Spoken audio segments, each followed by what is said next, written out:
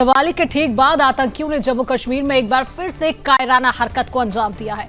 आतंकियों ने बडगाम जिले के मगाम इलाके के मझामा में 2 प्रवासी नागरिकों को गोली मार दी है। जानकारी के अनुसार दोनों अस्पताल में भर्ती हैं और उनकी हालत स्थिर बताई जा रही है। घायलों के नाम उस्मान और सूफियान है और दोनों उत्तर प्रदेश के रहने वाले हैं। ये दोनों जल जीवन मिशन के तहत जारी एक परियोजना में बतौर श्रमिक थे। हमलावरों की धरपकड़ के लिए सुरक्षा बलों ने पूरे इलाके की घेराबंदी कर दी है। जम्मू कश्मीर के बडगाम में मजदूरों पर हुए आतंकी हमले को लेकर सियासत तेज हो गई है। अब नेशनल कॉन्फ्रेंस के अध्यक्ष फारूक अब्दुल्ला ने इस मामले को में बयान देते हुए कहा है कि वारदात में शामिल लोगों को मारना नहीं चाहिए, बल्कि उन्हें पकड़कर उनसे पूछताछ कर इसकी जड़ तक जाना चाहिए। फारूक अब्दुल्ला ने कहा कि इसमें एक बात जरूर है कि इसकी तहकीकात होनी चाहिए। राज्य में नई हुकूमत के आने के बाद ऐसा हो रहा है। मुझे शक है कि इस वारदात में उन लोगों का हाथ है जो इस सरकार को अस्थिर करना चाहते हैं।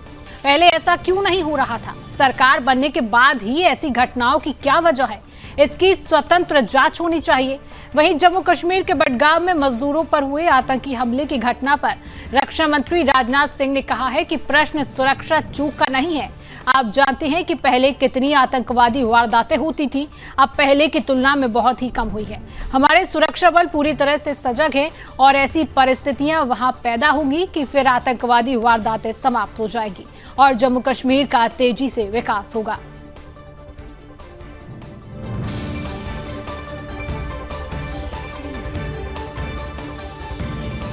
इसमें एक बात जरूर है कि इसकी तहकीकात होनी चाहिए कि ये कैसे है कि हुकूमत आ गई है और ये हो रहा है।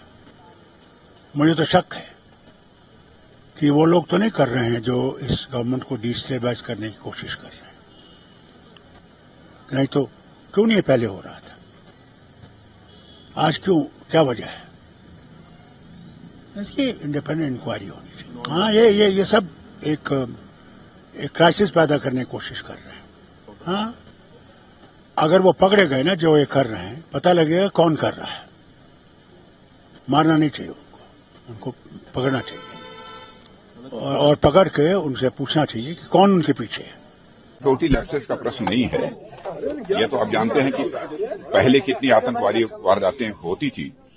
अब तो बहुत ये कहा जाए कि अब पहले के कंपैरिजन में बहुत ही नगण्य हुई हैं और हमारी सिक्योरिटी फोर्सेस पूरी तरह से सजग हैं और ऐसी परिस्थितियां वहां पर पैदा होंगी कि फिर आतंकवादी वारदातें पूरी तरह से वहां से समाप्त होंगी और जम्मू कश्मीर का तेजी से डेवलपमेंट भी होगा। नहीं, देखो, ऐसा ये नहीं कह सकते कि बहुत बढ़े हुए हैं, लेकिन जो भी हुए हैं, इधर 1, 2, 3, 4 घटनाएं हुई हैं, वो निश्चित रूप से दुर्भाग्यपूर्ण हैं और हमारी सिक्योरिटी फोर्सेस पूरी तरह से सजग हैं और उसका जवाब भी दे रही हैं। ऐसा नहीं है कि उसका जवाब नहीं दिया जा रहा है। बहुत सारे टेररिस्ट मारे भी गए। डॉक्टर फारूक अब्दुल्ला साहब इस बात को जानते हैं, ये आतंकवाद, ये बम, बंदूक, पिस्तौल, गोलियां ये पाकिस्तान से आ रही हैं। पाकिस्तान के कब्जे वाले जम्मू कश्मीर में आतंकवादियों के ट्रेनिंग कैंप्स हैं। आईएसआई और पाकिस्तान की सेना आतंकवादियों को ट्रेनिंग दे रही है। ये जगजाहिर बात है। इसमें किस बात की छानबीन करनी है? इसमें कौन सी जांच पड़ताल है?